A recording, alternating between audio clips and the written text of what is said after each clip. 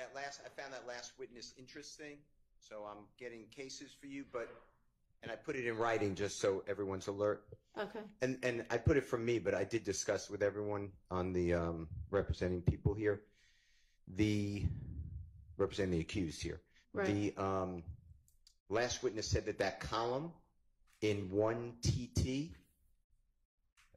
she could not verify its accuracy, and she's a records custodian, which has to verify the accuracy, that it comes in the normal course of business, and it is how they handle it, and it's accurate. And I have a couple cases, but I'm looking for more. But I'm going to be objecting to that column. I just wanted to give you, if you want to take that up now, but I am looking for more cases, but that will be an objection. And that was preserved, I know, by, we went to the bench and we had specifics on the text messages, certain words, certain messages were not relevant, but I wanted to make it encompass that entire column. Okay, so the objection at the bench was that in terms of the content, we hadn't hashed out whether. And now I'm objecting. Whether everything was going to come in or not. And it sounded like that with regard to authentication, as long as she testified to authenticate everything, that objection that wasn't going to be made. And I've kind of already admitted it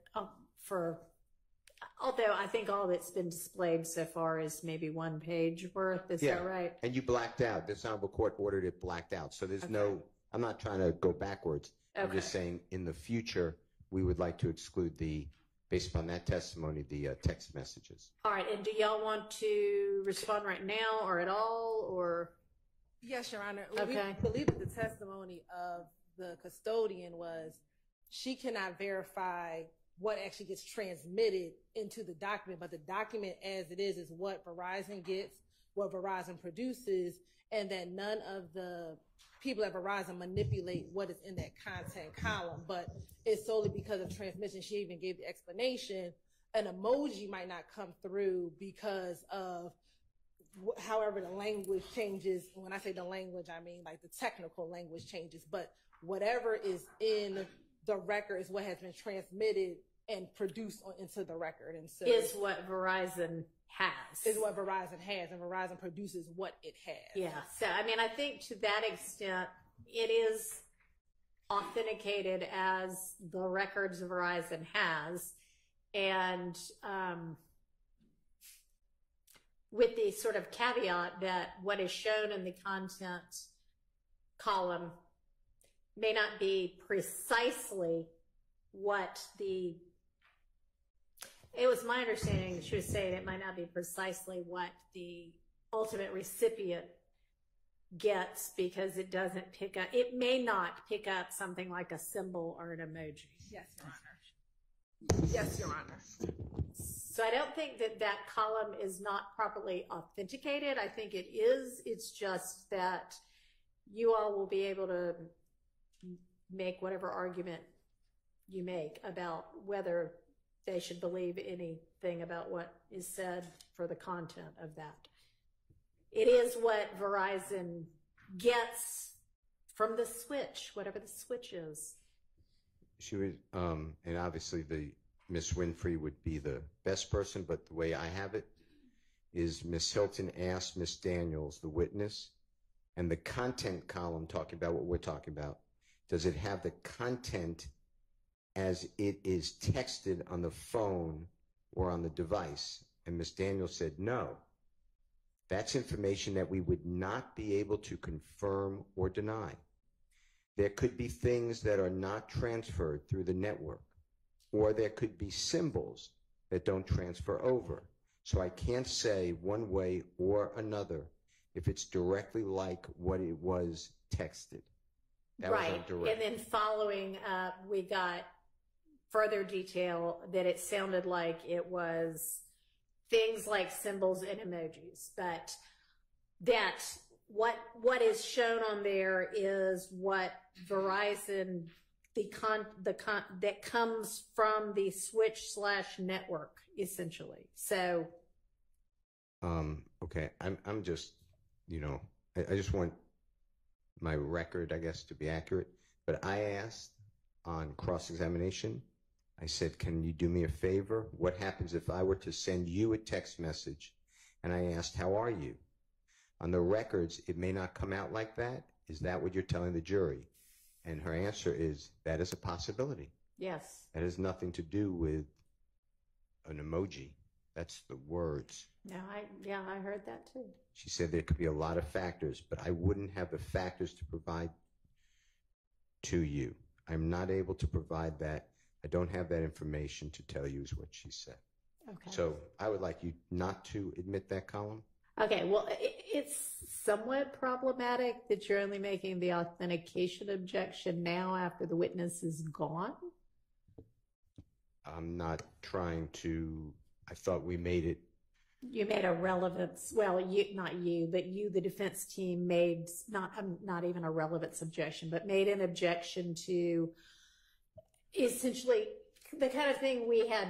I understood it to be not as to authentication of anything, but as to should something nonetheless be excluded content-wise because of some other objection, like we've been hashing through with other people's phone calls and interviews and all of those kind of things that are otherwise objectionable. And I'm sorry, that was the way I understood. I think I even said so not authentication. This is just going to be authentication here. Well, I don't believe that witness. I mean, apparently you didn't mean that, but I didn't. Well, I don't. No, I did not. I wanted to hear from the witness. That's why we would not stipulate. And the witness, I don't believe, laid a proper foundation before this honorable court for text message content. And I don't believe it's waived. Your Honor, I believe that argument would go to weight and admissibility. She said that these are the records that Verizon gets. These are the records that Verizon produced pursuant to the subpoena that she received, and that this is the information that was given from Verizon. Now, whether or not defense counsel wants to challenge the content inside of it based upon what she said, they can, but the records themselves is what came from Verizon. And I think she was clear in. I'm saying that I can't tell you for a fact that this is what was put into the phone, but this is what was transmitted from the switch, and this is what was produced. And again, no one has changed what was in the content column, but this is what is produced directly from the records. And it was properly authenticated because there was no authentication objection at the time in which the records were tendered and admitted.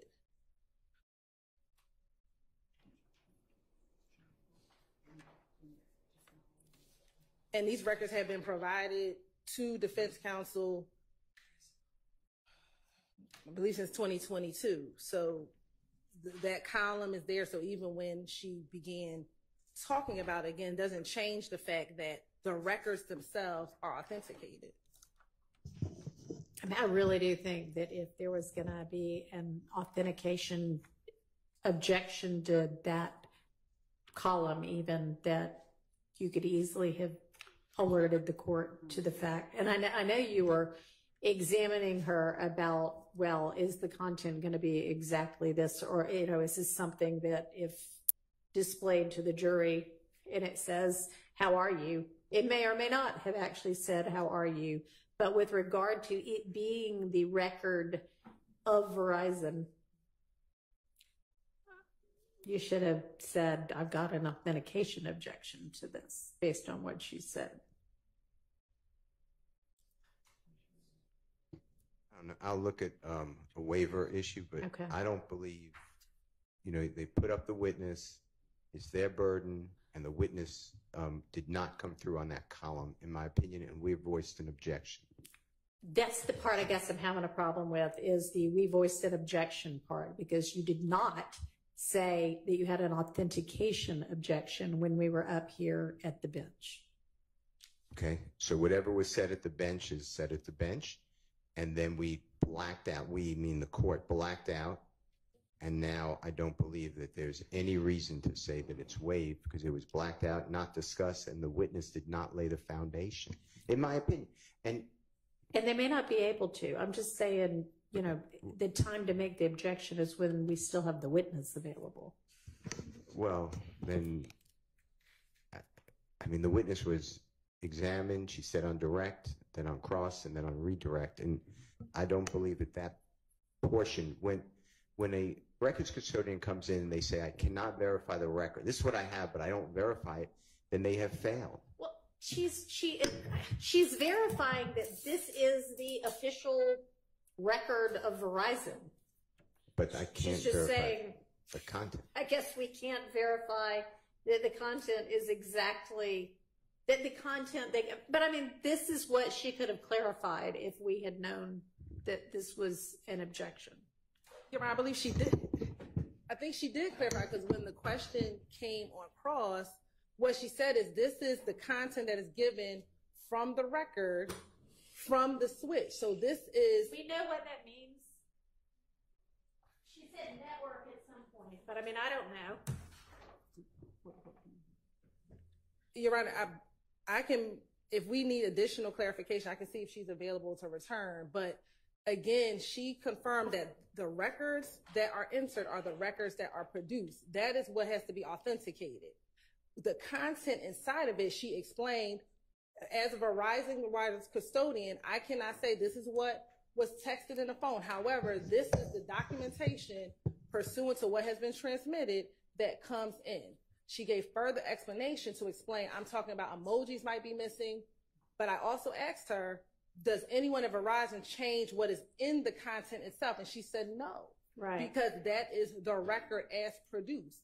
So she authenticated the record. If right. there's a challenge to the content, I guess it honestly is more like Mr. Steele hasn't referred to it in this way, but if there is a column that,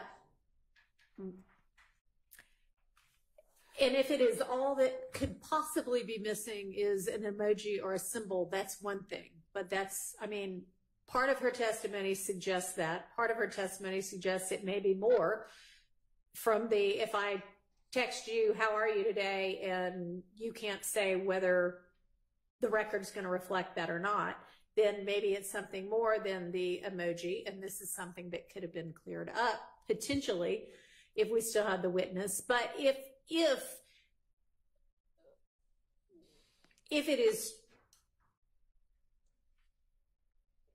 if the contents of the content column can in no way be relied upon to be even close to what actually got texted, and I'm not saying that that is the case, but I'm saying I don't think it's 100% clear about that, then it's essentially would be like a relevance objection to that column, regardless of whether it is the document, the official document from Verizon. So while Mr. Steele has said it's an authentication objection, I mean, is that essentially what you're saying, is that if we don't know whether anything about that content is accurate, then why should that ever go before the jury? Of course, that's what I'm saying. Okay.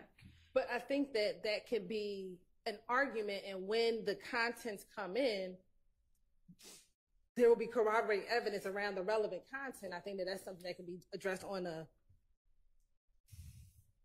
text message by text message basis once we get to that portion of the identified text messages in the relevant portion of time. Well, and I mean, if we need to recall the Verizon wireless custodian, we can do that. I can see if she's available tomorrow morning. I mean, it's ultimately up to y'all, but you hear the arguments being made. Okay. All right. Anything else today? No. All right. Okay. So we're gonna, I guess, adjourn court a little bit early for today, but please, just like Friday, please continue to work on this case together and separately, because there is clearly so much still that needs to, that y'all need to get together on and address, and let me know about so that we can sort out whatever issues remain and not have to only do it on the fly. Okay. All right. So I'm thinking 8:45 tomorrow for all of us. All right, I'll see y'all then. And did the court give you till in the morning so you wanted these things, You can just give those to me first thing in the morning, Okay. and by first thing in the morning, I mean 8:45.